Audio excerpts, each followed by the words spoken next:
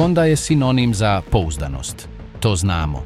To je marka kojoj vjeruješ da će te svaki dan odvesti na posao, kojom ćeš obići svijet ili ostaviti motocikl svom sinu bez straha da će ga iznevjeriti na cesti. Ali čak i divovi posrću u svojoj potrazi za savršenstvom. Honda je izgradila strojeve u kojima je bilo jednostavno nemoguće uživati i druge koji su se doslovno samo uništavali. Danas ćemo otkriti 7 sramota marke Zlatnog krila i 8 legendi koje su zauvijek promijenile povijest. Od motocikla koji je izgledao kao kućanski aparat do onoga koji je ubio britansku industriju. Počinjemo s onima koje trebaš izbjegavati. Broj 7. Honda PC800 Pacific Coast. Bila je 1989. godina i Honda je u naletu neobične kreativnosti odlučila napraviti motocikl za ljude koji zapravo nisu željeli motocikl. PC800 Pacific Coast nije bio opasan motocikl, nije nikoga ubio, ali je počinio mnogo neoprostiviji zločin. Zločin protiv strasti. Zamisli da uzmeš savršeno pristojan V-twin motor iz serije Shadow, pouzdan motor s tradicijom, s onim karakterom u koji se zaljubljuju ljubitelji kruzera. Sada zamisli da ga zakopaš ispod 300 kg plastike. To je Pacific Coast. Izgledao je kao Honda Accord koja se rastopila na suncu. Nisi mogao vidjeti motor, nisi mogao vidjeti šasiju, nisi mogao vidjeti apsolutno ništa mehaničko. Bio je to kućanski aparat u svijetu motocikala. Cijeli stražnji dio bio je ogroman prtljažnik koji se otvarao kao vrata automobila. Praktično, da, ali davalo je motociklu toliko široku stražnjicu da mu je trebao vlastiti poštanski broj. Honda ga je prodavala kao savršeno vozilo za odlazak na posao, stroj koji možeš voziti u odjelu, a da se ne uprljaš mašću. I vjerojatno je to bila istina. Ali vožnja je bila točno onakva kako je izgledala. Ljena, mekana, bez ikakvog osjećaja.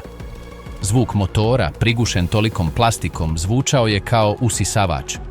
Bio je to bež kardigan motociklizma.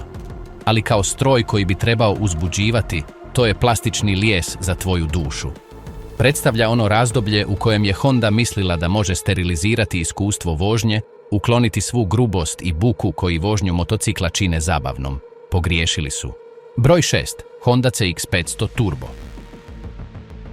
Početkom 80-ih svi su bili ludi za turbom. Proizvođači su stavljali turbo punjače na sve od malih automobila do tostera. Bilo je to doba pretjerivanja. I Honda, budući da je Honda, odlučila je to učiniti bolje od ikoga. Uzeli su svoj CX500, pouzdan iako pomalo ružan motocikl, od milja poznat kao plastični crv, zbog svog V-twin motora s podizačima, izvorno dizajniranog za dostavljače, i na njega pričvrstili ogroman turbo. U teoriji to je bila genijalna ideja. Obećavala je potrošnju 500-tice sa snagom 1000-tice. U praksi bila je zastrašujuća. Problem je bio lag. Otvorio bi gas na 3000 okretaja i ništa se ne bi dogodilo. Čekao još malo, gledao na sat, motocikl se osjećao tromo teško, bez odgovora. I onda, bam, na 5000 okretaja turbo bi se probudio i udario te kao maljem snage. Igla turba bi se podigla kao raketa, a prednji kotač bi postao toliko lagan da bi izgubio kontakt s tlom. Zamisli pokušaj izlaska iz mokrog kružnog toka. Malo otvoriš gas, ništa se ne događa. Otvoriš još malo da ne ostaneš stajati. Odjednom stražnji kotač proklizava, motocikl se popriječi, a ti gledaš u asfalt pitajući se što je pošlo po zlu. Bilo je nepredvidivo. Bilo je nevjerojatno složeno. Imalo je senzore, injektore i ožičenje koje je izgledalo kao stražnja strana perilice rublja. Popravljati ga bila je noćna mora. Kad je radio dobro, na dugoj i ravnoj autocesti, bio je užitak. Kad nije radio, bio je težak, spor i skup uteg za papir. Honda je dokazala da to mogu učiniti, ali nikada se nisu zapitali trebaju li to učiniti. I dalje ostaje upozorenje o tome što se događa kada juriš trendove bez usavršavanja korisničkog iskustva. Broj 5. Honda NM4 Vultus. Idemo brzo do 2014. Inženjeri Honde su, čini se, proveli vikend gledajući filmove o Batmanu i anime Akira te su odlučili izgraditi ovo. NM4 Vultus je bez sumnje najčudniji motocikl koji je Honda ikada serijski proizvela. Bio je to hrabar pokušaj hvatanja nove publike, ali promašili su za toliko veliku marginu da se i danas pitamo što su pušili u dizajnerskom uredu. Je li to kruzer, je li to skuter, je li to rekvizit iz nekog naučno-fantastičnog filma? Nitko ne zna. Imao je položaj vožnje čopera, s nogama jako naprijed. Imao je ravne oslonce za noge touring motocikla. I imao je karoseriju koja je izgledala kao nevidljivi bombarder koji je dizajnirao petogodišnjak. Sjedalo je bilo nevjerojatno nisko, što je bilo sjajno za niske vozače, ali upravljač je bio čudno ravan i predaleko. Prisiljavao te je na položaj skupljene školjke koji je postajao neudoban nakon 20 minuta. Ali smrtni grijeh bio je motor. Prema izgledu trebao je imati lejserski top ili avionsku turbinu. Izgledao je brzo čak i dok je stajao. Umjesto toga imao je dvocilindrični paralelni motor iz NC 750, motor poznat po tome što ima osobnost perilice posuđa. Dolazio je do blokade na 6000 okretaja. Zvučao je kao kosilica. Imao je mijenjač s dvostrukom spojkom koji je sam mijenjao brzine, uklanjajući i posljednji trag povezanosti s vozačem. Bio je to motocikl za stil života koji nije postojao. I koštao je $11.000. Za taj novac mogao si kupiti pravi motocikl. Umjesto toga kupovao si plastičnog šišmiša, kojem su se svi smijali, uključujući i one na skuterima. Godinama je stajao u salonima skupljajući prašinu, spomenik onome što se događa kada dizajn nadvlada funkciju. Broj 4. Honda CB360T. Vraćamo se u 70. godine kako bismo pronašli motocikl koji je slamao srca. Honda CB350 bila je legenda. Pouzdana, zabavna, prodana u milijunima primjeraka. Definirala je cijelu generaciju motociklista. Njezin nasljednik, CB360, trebao je biti bolji. Nije bio. CB360 je dokaz da novo nije uvijek bolje. Honda ga je na brzinu izbacila na tržište kako bi se natjecala s Kawasakijevim dvotaktnim motorima i ugradila novi mjenjač sa 6 brzina koji nije bio dobro dizajniran. Motor je uvijek bio pod stresom i, povrh svega, bio je nepouzdan. Čim je izašao, morali su povući motocikle na servis zbog zatezača razvodnog lanca, što je bilo nečuveno za Hondu tog vremena. Taj zatezač bi zakazao i motor bi pojeo sam sebe. Ali najgore je bila vibracija. Pri brzinama na autocesti CB360 vibrirao je s takvom silinom da su dijelovi sami otpadali. Retrovizori bi se olabavili i odletjeli. Registracijske pločice bi pucale zbog zamora metala. Ruke bi ti utrnule za 10 minuta. Poznavao sam dečka koji je koristio jedan za odlazak na fakultet i morao je nositi francuski ključ u džepu kako bi zategnuo vike svaki put kad bi se parkirao. Upravljao se lošije od motocikla kojeg je zamijenio, osjećao se jeftinije i bio je mnogo grublji. To je zaboravljeni sin obitelji CB, motocikl koji je napravio korak unatrag u svakom pogledu. Ako ga danas nađeš, ostavi ga u štali. To nije vintage dragulj koji tražiš. Broj 3. Honda DN01. 2008. godine Honda je izgubila razum. Lansira DN01. Oni su ga zvali sportski cruiser. Tisak ga je nazvao Do Not Own One, nemoj ga posjedovati. Bio je to pokušaj Honde da izmisli novu kategoriju motocikla i koji je neslavno propao. Pogledaj ga. Izgleda kao morski pas na kojeg je pala preša za smeće. Dug je, nizak i bizantan. Ali pravi zločin bio je prijenos. Honda je potrošila milijune razvijajući HFT, Human Friendly Transmission. Bio je to hidrauličko-mehanički kontinuirano varijabilni prijenos. Bio je to inženjersko čudo, ruku na srce, ali bio je težak, složen i trošio je ogromnu količinu snage. Motor je bio slabi V-twin od 680 kubičnih centimetara iz Transalpa. Dok bi snaga stigla do stražnjeg kotača kroz taj teški mjenjač, ostalo bi ti oko 40 konja. Za pomicanje 270 kg plastike i elektronike bio je nevjerojatno spor. Nije imao zaštitu od vjetra jer je vjetrobran bio nizak i previše pomaknut unatrag. Nije imao tovarni prostor jer je dizajn stražnjeg dijela davao prednost estetici nad funkcijom. i cijena $15.500. $15.000. Za taj novac mogao si kupiti Hayabusu i motocikl za cross. Mogao si kupiti luksuzni auto. Honda je prodala 4 komada. To je spomenik inženjerskoj aroganciji, rješenje za problem koji nitko nije imao. Motocikl koji je odgovorio na pitanje koje nitko nije postavio. Što ako napravimo skuter koji košta kao Ducati?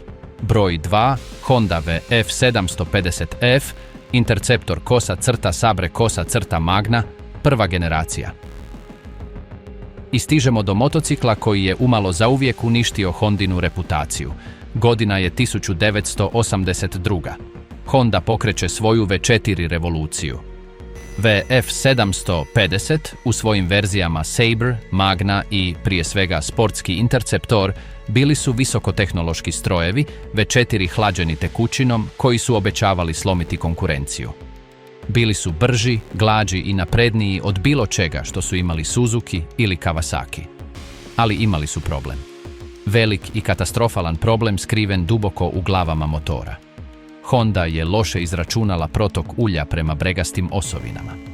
Osim toga, kako bi uštedjeli novac i težinu, strojno su obradili ležajeve bregastih osovina izravno u aluminijskoj glavi, bez korištenja zasebnih ležajeva. Rezultat je bio da su se bregaste osovine okretale na suho. Pregrijavale su se i doslovno samo uništavale. Mehaničari su ih zvali čokoladne bregaste, jer se činilo da se tope nakon nekoliko tisuća kilometara. Vlasnici bi čuli kucanje, zatim lupanje i onda tišinu. Motori su otkazivali posvuda. Ljudi su ostajali zarobljeni uz rub ceste. VF750 s početka 80-ih je, bez sumnje, najveći inženjerski neuspjeh u povijesti tvrtke. Prekrasna katastrofa koja je pokazala da čak i Honda može krvariti. Broj 1. Honda CT X1300 CT X700. I evo broja 1 onih koje trebaš izbjegavati. Nije najružniji, niti onaj s najviše mehaničkih kvarova, niti najgori u brojkama. Najgori je iz mnogo dubljeg razloga. To je konačna izdaja Hondinog duha. CTX 700 i njegova veća sestra CTX 1300 su motocikli koji su rođeni mrtvi. Rođeni su bez duše.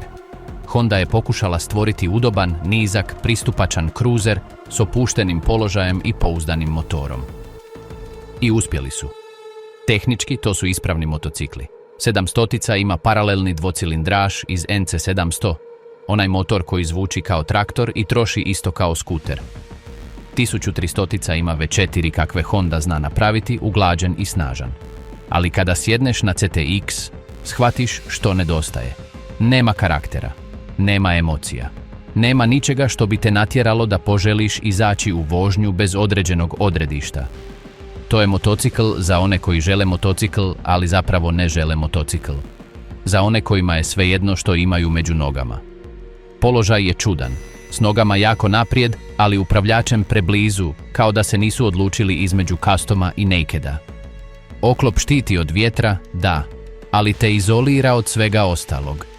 CTX je motocikl za dolazak od točke A do točke B, a da ništa ne primijetiš, ništa ne osjetiš. To je konačna pobjeda funkcije nad strašću. To je vrhunski kućanski aparat. I zato je broj 1 onih koje trebaš izbjegavati. Jer motocikl koji ne izaziva nikakav osjećaj nije motocikl, to je samo vozilo. Ovih 7 motocikala dokazuju da čak i Honda griješi. Ali sada je vrijeme za čišćenje imena marke. Obrisat ćemo ulje s asfalta i ući u dvoranu slavnih. Ovo je 8 strojeva koji definiraju generacije, oni koji su neprobojni, brzi i savršeni. Pripremi se za ono što dolazi. Broj 8. Honda CR500. Većina Hondi je prijateljska, predvidljiva, lako ih je voljeti. Ova nije. Ova te želi ubiti. Honda CR500 je neprikosnoveni kralj otvorene klase u svijetu dvotaktnih motora. Proizveden od 1984. do 2001. ovaj cross motocikl bio je sama definicija pretjerivanja. Jednocilindrični dvotaktni motor od 500 kubičnih centimetara koji je ispljuvao blizu 60 konjskih snaga u šasiji koja je težila manje od tvog ručka. Nije imao kontrolu trakcije, nije imao elektronička pomagala, nije imao ABS. Imao je gas koji je djelovao kao prekidač za svjetlo. Došao bi do praga snage i prednji kotač bi se bez oklijevanja podigao prema nebu. Bio je nasilan, visceralni, zahtijevao je apsolutno poštovanje. Vidio sam iskusne vozače kako sjedaju na CR 500 i vraćaju se s drhtavim rukama i osmijehom od uha do uha pomiješanim s terorom. U pustinji, na dinama, na motokros stazama, CR 500 bio je kraljica. Poznato pouzdan za jedan dvotaktni motor, bio je sposoban voziti utrke poput Baja 1000 bez napora, sve dok bi vozač izdržao napor. To je stroj sirove moći, purističko i zastrašujuće iskustvo koje dokazuje da Honda također zna graditi neukročene zvijeri. Ako ikada budeš imao priliku isprobati jedan, učini to. Ali pripremi se za borbu za svoj život. Broj 7, Honda RC51 RVT 1000R. Krajem 90-ih Ducati je pobjeđivao u svemu. Njihovi V-twini dominirali su svjetskim superbike prvenstvom s nadmoćnim autoritetom. Honda sa svojim V4 RC45 nije mogla držati korak. I onda se Honda naljutila. Nisu se naljutili malo, naljutili su se jako. I odlučili su da, ako ne mogu pobijediti Ducati njihovim vlastitim motorom, pobijedit će ih svojim. Izgradili su RC51, V-twin od 1000 kubičnih centimetara, dizajniran specifično da ubije Ducati. I uspjelo je. Bio je brutalan, bio je pouzdan i bio je izgrađen s tipičnim Hondinim savršenstvom. U verziji SP1 imao je razvod preko zupčanika, mehaničku rijetkost koja je osiguravala milimetarsku preciznost. Šasija je bila toliko kruta da je izgledala kao blok granita. Dvostruki hladnjaci montirani sa strana davali su mu širok i agresivan izgled. I onda je došao Colin Edwards. Teksašanin je uzeo RC51 i razbio Ducati u njihovoj vlastitoj igri, osvojivši 2 svjetska prvenstva. Sjećam se gledanja utrka od kuće, zvuk tog Hondinog V-twina kako grmi pri izlasku iz zavoja bio je zvuk rata. Na cesti RC51 bio je kultna legenda. Zvučao je kao grmljavina, upravljao se kao trkači motocikl i, za razliku od Ducatija tog vremena, palio je svako jutro bez prigovora i nije ostavljao lokve ulja u garaži. To je definitivni dokaz da Honda može izgraditi bilo što bolje od tebe. Broj 6, Honda Valkyrie F6C. U 90-ima tržište kruzera bilo je dosadno. Svi su kopirali Harley Davidson, svi su željeli zvučati kao američki V-twin. Honda je pogledala svoj Gold Wing i rekla, što ako ga skinemo i učinimo ga opasnim. Tako je rođena Valkyrie, muscle cruiser pokretan bokser motorom sa 6 cilindara iz Gold Winga. 6 cilindara, 6 rasplinjača, izgled trkačeg motora s upravljačem. 100 konjskih snaga i brutalan okretni moment. Fizički je impozantan, širok i težak, ali se kreće s gracioznošću koja prkosi fizici. Magija Valkyrije je u tome kako se vozi. Taj motor sa 6 cilindara glađi je od Rolls-Roycea. Možeš ostaviti kovanicu na rubu na spremniku dok ubrzavaš i neće pasti. Ubrzava uz zvižduk turbine koji sramoti bilo koji Harley. A upravljivost, za tako velik motocikl, iznenađujuće je okretan, jer mu je težina jako nisko. Sjećam se da sam vidio tipa na Valkyrije kako ganja sportske motore po planinskom prijevoju, stružući osloncima za noge i bacajući iskre s ogromnim osmijehom na licu. Potpuno je jedinstven, potpuno pretjeran i potpuno Honda.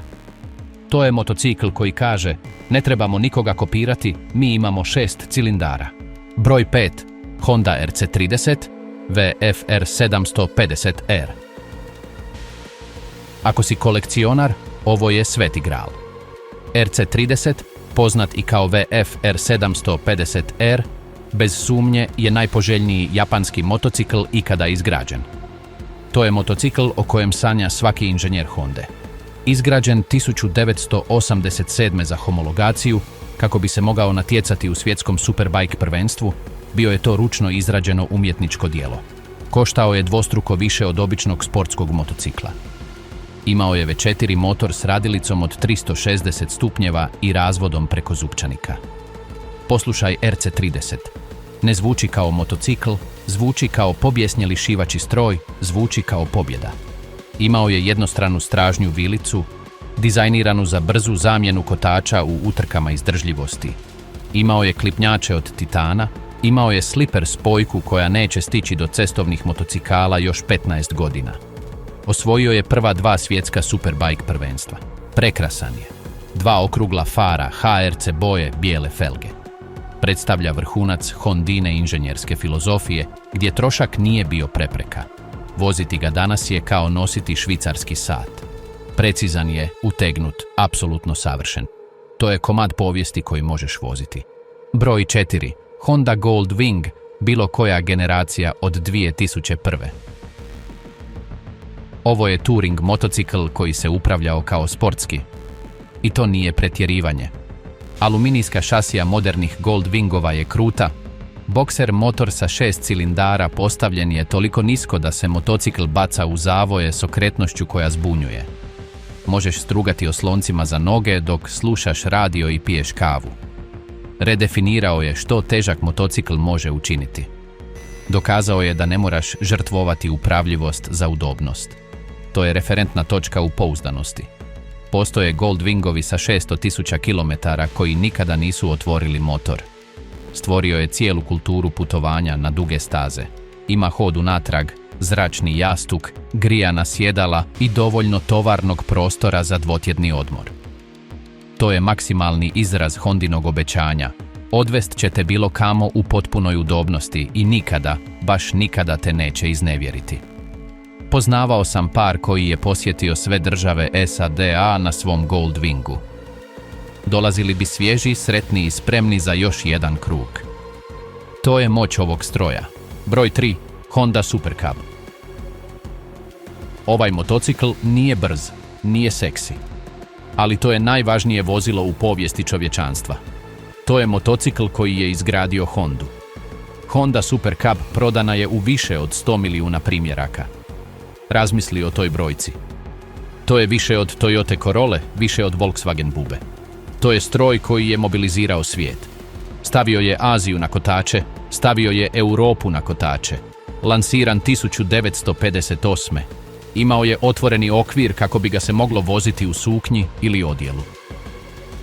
Imao je centrifugalnu spojku kako ne bi morao učiti koristiti ručicu. Bio je tih, čist, nije kapalo ulje. Bio je to motocikl za dobre ljude.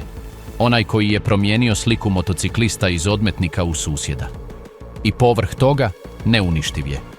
Možeš ga baciti niz provaliju, možeš mu uliti ulje od prženja krumpirića, možeš pucati u njega i dalje će upaliti od prve. Vidio sam videe gdje su ispustili ulje i zamijenili ga kuhinskom mašću, a motocikl je nastavio raditi satima. Otvorio je svijet motociklizma masama. Bez Super Cuba, Honda koju poznajemo ne bi postojala. To je ponizni div na kojem počiva cijela industrija. Broj 2. Honda CB R900 RR Fireblade. Prva generacija. Godina je 1992. Sportski motocikli bili su brzi, ali su bili debeli. Bili su projektili, ali nisu skretali. Bili su fizički iscrpljujući ako si želio ići brzo. Tada je došla Fireblade. Tada Obaba, šef projekta, imao je radikalnu ideju, lagano je ispravno. Nije ganjao brojke snage, ganjao je težinu. Izgradio je motocikl sa snagom 1000 i težinom 600. Težio je samo 184 kg suh. To je promijenilo sve. Preko noći je ostavio ostatak sportskih motocikala kao dinosaure. Ulazio je u zavoje zastrašujućom brzinom. Ubrzavao je kao da je ispaljen iz stopa jer nije imao masu koja bi ga kočila. Imao je one poznate rupe švicarskog sira na oklopu kako bi uštedio grame. Koristio je prednji kotač od 16 inča, kontroverzan, ali učinkovit, kako bi upravljanje učinio još bržim. Sjećam se kad sam prvi put vidio jedan Urban Tiger šemom boja. Izgledao je opasno. Izgledao je kao budućnost. Fireblade nije samo pobjeđivao u usporedbama. On je izumio moderni superbike. Svaka Yamaha R1, svaki Suzuki GSX-R, svaka Kawasaki ZX-10R postoji, jer su morali ganjati Fireblade. To je nacrt modernog sportskog motocikla. Dokazao je da je upravljivost jednako važna kao i snaga. Broj 1. Honda CB 754. I može biti samo jedan kralj. Motocikl odgovoran za termin Superbike, Honda CB750. Prije 1969. Ako si želio brz motocikl, kupio bi britanski iz kojeg je curilo ulje i koji ti je tresao plombe iz zuba, ili talijanski koji nikada nije palio. Japanci su viđeni kao mali, jeftini za obavljanje poslova. Bili su igračke. Tada je Honda bacila bombu. CB750 imala je 4 cilindra. Imala je 4 ispuha. Imala je električni pokretač, nešto što su puristi prezirali dok nisu shvatili koliko je dobro ne morati kurblati na kiši. Imala je disk kočnicu. Bila je uglađena. Nije gubila ulje. Trčala je 200 km na sat. I koštala je dijelić onoga što su koštali Harley ili Triumph. Ubila je britansku industriju motocikala praktički sama. Prisilila je svijet da se probudi. Dokazala je da motocikl visokih performansi može biti i pouzdan. Mogao si proći cijelu zemlju s njim i ne bi se pokvario. To je geneza, alfa i omega. Svaki motocikl s 4 cilindra u liniji koji danas kruži nosi njegov DNK izravno. To je najbolja Honda ikada izgrađena jer je to motocikl koji je osvojio svijet. Promijenio je percepciju o tome što motocikl može biti i postavio standard koji svi ostali i danas pokušavaju dosegnuti. 15 motocikala koji dokazuju dva lica Honde. S jedne strane, čudni eksperimenti, motocikli bez duše i mladenačke pogreške. S druge, legende koje su promijenile tijek povijesti na dva kotača.